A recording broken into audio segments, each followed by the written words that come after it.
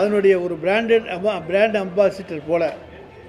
அதே போல் இன்றைக்கு நீட் தேர்வுகளுக்காக ஒரு பிஆர்ஓ போல் இருந்தால் எப்படி நடவடிக்கைகள் இருக்குமோ அந்த நடவடிக்கைகளைத்தான் நம்முடைய ஆளுநர் அவர்கள் மேற்கொண்டு இருக்கின்றார்கள்.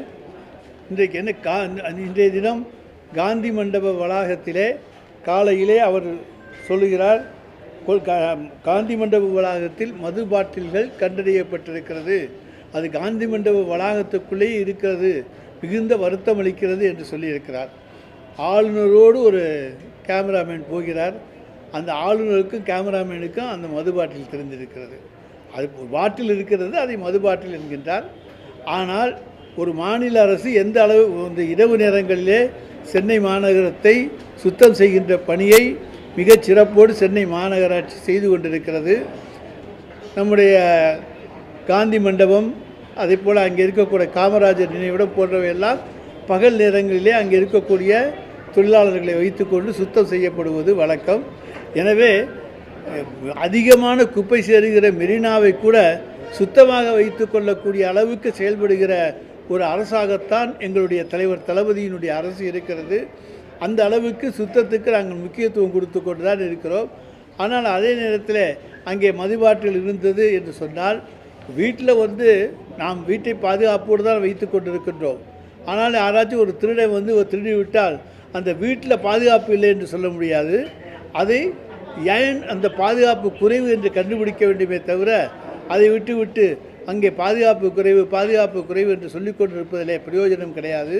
ஆனால் மேதகு ஆளுநர் அவர்கள் இன்றைக்கு காந்தி மண்டப வளாகத்திலே தான் மதுபாட்டில்களை பார்த்தது தனக்கு மிகுந்த வருத்தத்தை அளிக்கிறது என்று தன்னுடைய மன உளைச்சலை எல்லாம் அங்கே வெளிப்படுத்தி இருக்கின்றார். அவர் தெரியும், சூதாட்டமோ அதையும் காந்தி தடுத்துத்தான் இருக்கின்றார். ஆனால் பல சூதாட்டங்கள் இன்றைக்கு இந்தியா முழுவதும் நடந்து கொண்டிருக்கின்றது.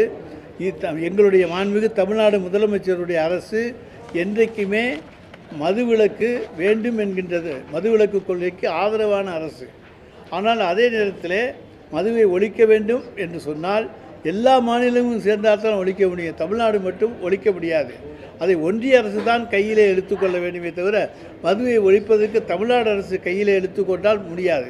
ஆனால் ஒன்றிய அரசு எடுக்கின்ற நடவடிக்கைகளுக்கு அதிக அளவிலே முக்கியத்துவம் கொடுக்கின்ற, முன்னுரிமை கொடுக்கின்ற முதலமைச்சராக எங்களுடைய மாண்புமிகு தமிழ்நாடு முதலமைச்சர் இருப்பார்கள். எங்களுக்கு தமிழகத்திலே மது இருக்க வேண்டும் என்கின்ற எண்ணம் ஒரு சிறிது கூட கிடையாது. ஆனால் பக்கத்து மாநிலங்கள் எல்லா மாநிலங்களிலேயும் இருக்கின்றன. எனவே இந்தியா முழுவதற்கும் ஒட்டுமொத்தமாக ஒரு பாலிசி கொண்டு வந்தால்தான் மதுவை ஒழிக்க முடியுமே தவிர தமிழ்நாட்டிலே மட்டும் மதுவை ஒழியுங்கள் என்று சொன்னால் அது முடியாத ஒரு செயலாக அமைந்துவிடும் என்பதையும் தெரிவித்துக் கொள்கின்றேன். அதே போல் மாண்புமிகு அமைச்சர் பொன்முடி அவர்களுக்கு உயர்நீதிமன்றம் ஒரு தீர்ப்பை தந்தது. உடனே உச்ச நீதிமன்றத்துக்கு மேல்முறையீடு செய்து அந்த தீர்ப்பை நிறுத்தி வைத்தார். தீர்ப்பை நிறுத்தி வைத்த பிறகு மாண்புமிகு தமிழ்நாடு முதலமைச்சர் அவர்கள் அவரை அமைச்சரவையிலே சேர்த்து கொள்ள வேண்டும் என்று ஆளுநருக்கு சொன்னபொழுது அதை இழுத்தடித்தவர் தான் நம்முடைய ஆளுநர். அதனாலே உச்ச நீதிமன்றத்தில் சென்று குட்டுப்பட்டவர். ஏனென்று சொன்னால், ஒரு மாண்புமிகு தமிழ்நாட்டினுடைய முதலமைச்சர் கேட்கின்ற கோரிக்கை உச்ச நீதிமன்றம் நிறுத்தி வைத்திருந்தது. நீங்கள் அவருக்கு பதவி பிரமாணம் செய்யுங்கள் என்று சொன்ன பொழுது அதை இழுத்தடித்தார். கடைசியாக என்ன நடந்துச்சு? உச்ச நீதிமன்றமே இன்றைக்கு அவரை பதவி பிரமாணம் எடுக்கக்கூடிய அனுமதியை தந்திருக்கிறது.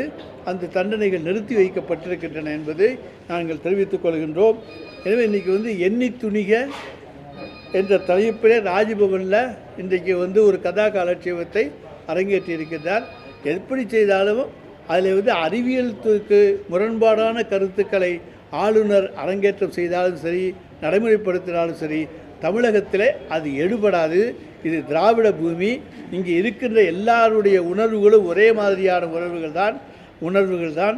எனவே அவர் எதிர்பார்க்கின்ற எதுவும் தமிழ்நாட்டிலே நடக்காது என்பதை நாங்கள் தெரிவித்துக் கொள்கிறோம். மதுவிலக்கு கொள்கைக்கு ஆதரவான அரசு நீங்க சொல்றீங்க. பட் முன்னாடி எதிர்கட்சியா இருக்கும்போது மதுவிலக்கு வேண்டும் கருப்புக்கூடிய வாயில் தோறும் போராட்டம்லாம் நடத்திருக்கீங்களே? ஆமாங்க, அப்படி நடத்திருக்கிறீங்க. இப்போ உங்களுடைய ஆட்சி தான் நடக்குது, நீங்க முடிவெடுக்கலாம். இல்லைங்க, தமிழ்நாட்டில் மட்டும் மதுவிலக்கை கொண்டு வந்து விட்டால் முன்னாடி திமுக நடத்திய போராட்டம் கேட்குறேன், எதிர்கட்சியா இருக்கும். அதாங்க, தமிழ்நாட்டில் மட்டும் மதுவிலக்கை கொண்டு வந்தால் பக்கத்து மாநிலங்கள் கர்நாடகா இருக்குது, அதே போல் பாண்டிச்சேரி இருக்குது, இங்கே ஆந்திரா ஹைதராபாத் போயிடறாங்க. அல்லது கேரளா எல்லா பார்டரும் சுற்றி நம்மள இருக்குது. எனவே எல்லா வகையான இடத்துல இருக்கிற போது தமிழ்நாட்டிலே மட்டும் கொண்டு வருவது சாத்தியமல்ல. ஆனால் நாங்கள் கொண்டு வர தயார், எல்லா மாநிலங்களும் ஒப்புக்கொள்ள வேண்டும் அல்லது இந்திய பேரரசு கொண்டு வர வேண்டும் என்பதுதான் தமிழக அரசுடைய நிலைப்பாடு. அது எந்த அளவுக்கு சாத்தியம்னு நீங்கள் நினைக்கிறீங்களா? அது எல்லாரும் ஒத்து வந்தால் தான் சாத்தியம். இல்லாட்டி தமிழ்நாட்டிலே மட்டும் கொண்டு வந்தால் இங்கே கள்ளச்சாராயம் தான் பெருகுமே தவிர இங்கே இருக்குவதை அதற்காகத்தான் கவனம் செலுத்த முடியுமே தவிர அவையெல்லாம் தடுத்து கொண்டிருக்கின்ற பணியைத்தான் செய்ய முடியுமே தவிர வேறு மக்கள் நலப்பணிகளிலே நாம் நாட்டம் செலுத்த முடியாது. எனவே மதுவிலக்கு என்பது இந்தியா முழுவதும் கொண்டு வரப்பட வேண்டும். மதுவிலக்குன்றது நீங்கள் சொல்கிறது உண்மையிலே நாடு தழுவிய அளவில் அது அமல்படுத்தப்பட்டால் எல்லாரும் வரவேற்க தான் செய்வாங்க. ஸோ அது நடைமுறை எந்த அளவுக்கு சாத்தியம் நீங்கள் மத்திய அரசு முடிவு செய்யணுங்கிறீங்க. இது முன்னாடி காங்கிரஸ் தலைமையில் நீங்களும் கூட்டணியில் இருந்தீங்க, 10 ஆண்டுகள் இருந்தீங்க. அப்போ இம்ப்ளிமெண்ட் பண்ணுறதுக்கு ஒரு அழுத்தம் கொடுத்துருக்கலாம். இல்லை வரக்கூடிய ஃபியூச்சரில் நீங்கள் ஒரு காங்கிரஸ் தலைமையிலான ஒரு கூட்டணியாட்சி அமையும் போது வளைவு இந்தியா முழுவதும் கொண்டு வருவதற்கு எல்லா மாநில அரசுகளோடு பேசி நிச்சயமாக எதிர்காலத்தில் இந்தியா கூட்டணி வருகிற பொழுது அந்த கட்டத்தில் எல்லா மாநில அரசுகளோடு பேசி அவர்களுடைய கருத்துக்களை பெற்று இப்படி ஒரு தீர்மானத்தை நிச்சயமாக கொண்டு வர எங்களுடைய மாண்புமிகு தமிழ்நாடு முதலமைச்சர் அவர்கள் முயற்சி செய்வார்கள். ஆளுநர் அவர்கள் பேசும்போது 40% தலித்தினுடைய அந்த தாக்குதல் அதிகமாக இருக்கு தமிழகத்தில், அந்த ரேஷியோ நான் பார்க்குறேன் அப்படின்னு சொல்றேன். தாக்குதல்னா நம்ம எல்லாரும் ஒண்ணு அப்படிங்கிற ஒரு நிலைமையே இல்லை இங்க. அதாவது இந்த புள்ளி விவரங்கள் அடிப்படையில் இங்கே நம்ம அண்ணன் தம்பியாக தான் இருக்கோம். இங்கே யாருமே ஒருத்தர் இவர் என்ன ஜாதின்னு யாரும் நம்ம பார்த்த உடனே கேட்டுக்கிறது கிடையாது, பழகிக்கிறது கிடையாது. இங்கே இருக்கக்கூடிய அனைவரும் நம்ம எல்லாரும் தமிழர்கள் என்கின்ற உணர்வோடு தான் இருக்கிறோமே தவிர இவர் தலித் இல்லையா, இவர் ஐயரா அல்லது முதலியாரா, இவர் முஸ்லீமா, இவர் கிறிஸ்டினா, அப்படியெல்லாம் பார்க்கின்ற மாநிலம் தமிழ்நாடு கிடையாது. இந்தியாவிலேயே அமைதி பூங்கா தமிழ்நாடு தான். எல்லாரையும் சகோதரர்களாக பாவிக்கின்ற இடம் தமிழ்நாடு தான். உடனுக்குடன் செய்திகளை தெரிந்து கொள்ள சன் நியூஸ் பெல் ஐகானை கிளிக் பண்ணுங்க.